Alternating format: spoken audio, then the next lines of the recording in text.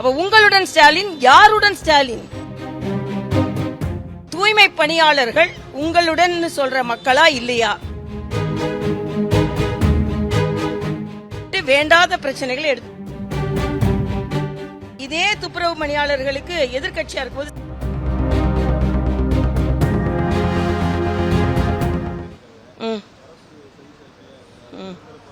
அதாவது நான் ஒரே ஒரு கேள்வி கேட்கிறேன். உங்களுடன் ஸ்டாலின், தூய்மை பணியாளர்கள் உங்களுடன் சொல்ற மக்களா இல்லையா? அப்ப உங்களுடன் ஸ்டாலின், யாருடன் ஸ்டாலின்? தூய்மை பணியாளர்கள் 11 நாட்களாக அமர்ந்திருக்கிறார்கள். வேறு வேறு இடத்துக்கு முதலமைச்சர் போய் வருகிறார்.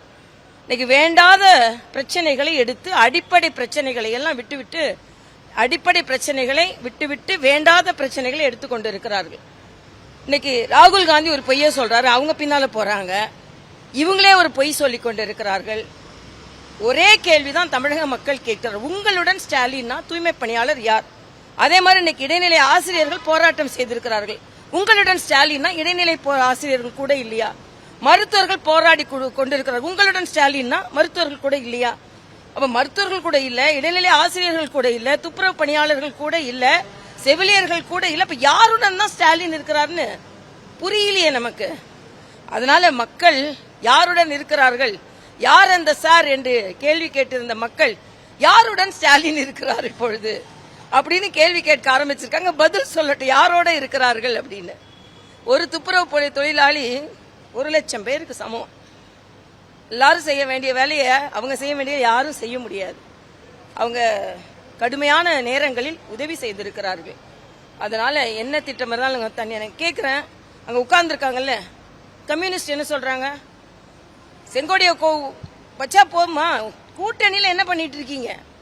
விடுதலை சிறுத்தைகள் என்ன பண்றாங்க? காங்கிரஸ் என்ன சொல்றாங்க? எதை பத்தியும் கவலை இல்லை. அதனால நிச்சயமாக ஆட்சி மாற்றம் வரும். இதே துப்புரவு பணியாளர்களுக்கு எதிர்கட்சியா இருக்கும்போது ஸ்டாலின் என்ன சொன்னார்? அதனால தவறு நடக்கிறது, தமிழக அரசு திருத்திக் கொள்ள வேண்டும் என்பது எனது கருத்து. நீங்க அவர்கிட்ட தான் கேட்கணும். என்ன சிக்கல், என்ன விக்கல் அவங்ககிட்ட தான் கேட்கணும். ஏன்னு தெரியலையே.